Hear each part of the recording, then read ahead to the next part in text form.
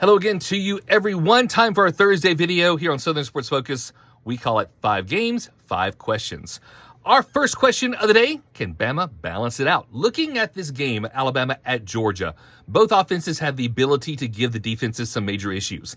Neither team is getting to the opponent's backfield a lot. Both teams have playmakers, especially in the receiving core. The difference is Georgia has been running the ball a bit better.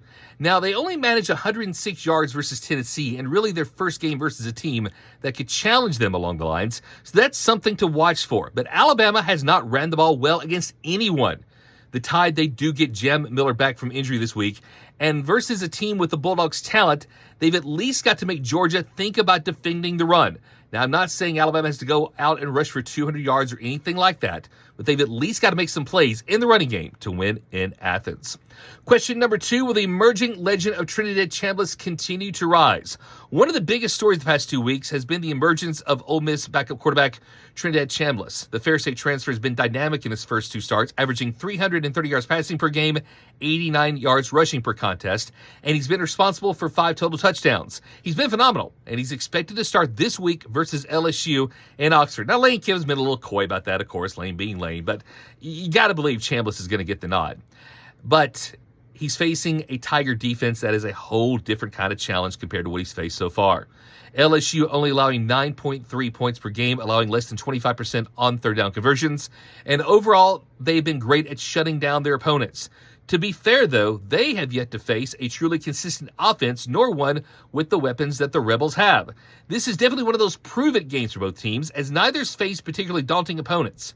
If Chambliss can show out against the LSU defense, his presence in Oxford will only get greater. He'll be thrusting the Rebels into the playoff contention conversation and possibly even maybe get some Heisman chatter. Question number 3, can the Auburn defense keep the Aggies from third and manageable? Despite the loss last week, Hugh Freeze's team still came away with some things they can build on. The Tigers, especially defensively, held the Sooners to 303 total yards, just 32 on the ground, and were fantastic on third down, only allowing 3 of 12 on third down opportunities.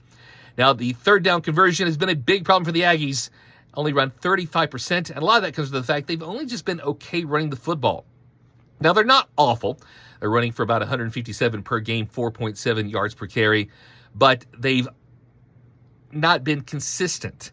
And they're going to be facing a Tiger team that's allowing around 29% on third down, and they've got to find some way to get things to 3rd and 5 or less consistently. Improving the running game has to be part of that. Marcel Reed, Le'Veon Moss, they have the ability, but they'll face tough opponents to try to get things going.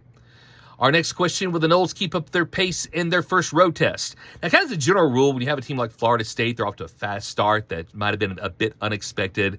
You look at their schedule, and you wonder when that first road game is, and how does it look? No doubt Mike Norvell's team has been impressive, defeating Alabama by 14 in week 1 and absolutely annihilating inferior opponents in the next 2 weeks. However, all those wins in Tallahassee. Friday night, Florida State hits the road to Charlottesville to face a 3-1 Virginia team that's averaging nearly 46 points per game. Also, while he's listed as probable, Thomas Castellanos is on the injury report. So, first road game versus a team that can put up some points, maybe a quarterback that's not quite 100%, and the fact a matchup with rival Miami looms next week, this could be a very dangerous game for the Seminoles. And our last question, could this be it for Sam Pittman?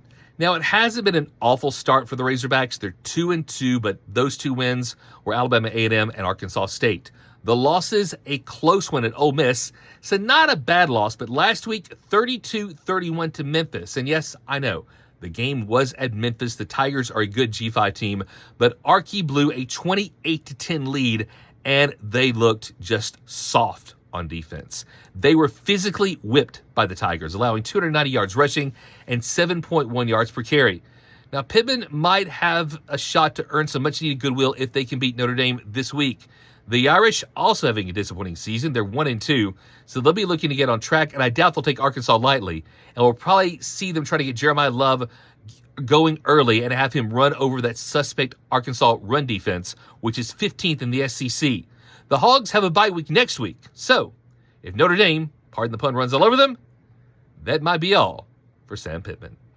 So those are my 5 games, 5 questions for the week. Can Bama balance it out versus Georgia? Will the emerging legend of Trinidad Chambliss continue to rise? Ole Miss versus LSU.